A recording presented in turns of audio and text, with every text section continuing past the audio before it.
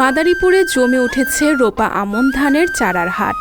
মৌসুমি চারার হাটে বিনা ৭, বিনা ১৭, ব্রি ধান ৫২, এজেড সহ নানা জাতের নানান চারা বিক্রি করা হচ্ছে।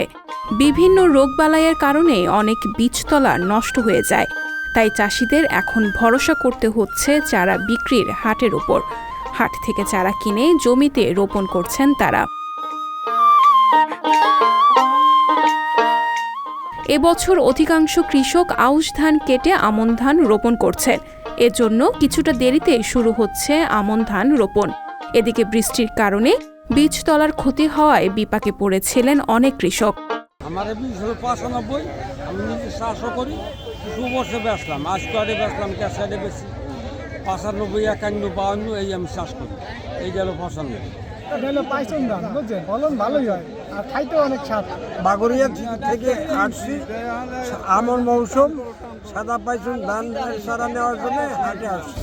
স্থানীয় চাষি ও ব্যবসায়ীদের সঙ্গে কথা বলে জানা যায়, চারা মূলত বিক্রি হয় পণ হিসেবে। ১ পণ চারার দাম জাতভেদে ৩০০ থেকে ৪০০ টাকা, অনেক সময় এর কম বেশিও হয়ে থাকে। আর প্রতি বস্তা চারার জন্য খাজনা দিতে হয় ৪০ থেকে ৫০ টাকা। তবে এবছর চারা আশানুরূপ বিক্রি হচ্ছে না বলে দাবি করছেন অনেক ব্যবসায়ী। বীজ বেশি হচ্ছে, এখন একটু দাম কম আর কি, আগে একটু বেশি গেছে। ২০০ বিছলা ৭০০ টাকা বেশি, গত আড়ে ১০০ বেশি ৬০০, উড়াইতে গেছে ১০০ টাকা করে সব আনতে টিয়া। তারপরে ভ্যান ভাড়া গেছে, নিজের বদলার দাম গেছে, সব বেরটা।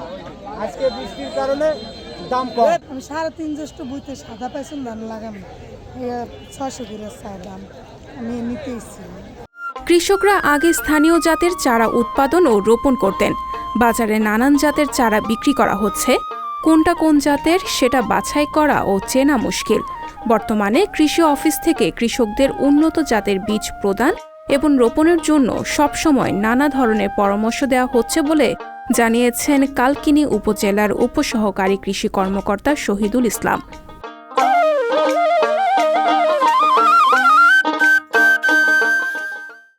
সংবাদ, ফিচার ও অনুষ্ঠানের জন্য ভিজিট করুন সংবাদ প্রকাশের ওয়েবসাইট এবং যুক্ত থাকুন ফেসবুক পেজ ও ইউটিউব চ্যানেলের সঙ্গে।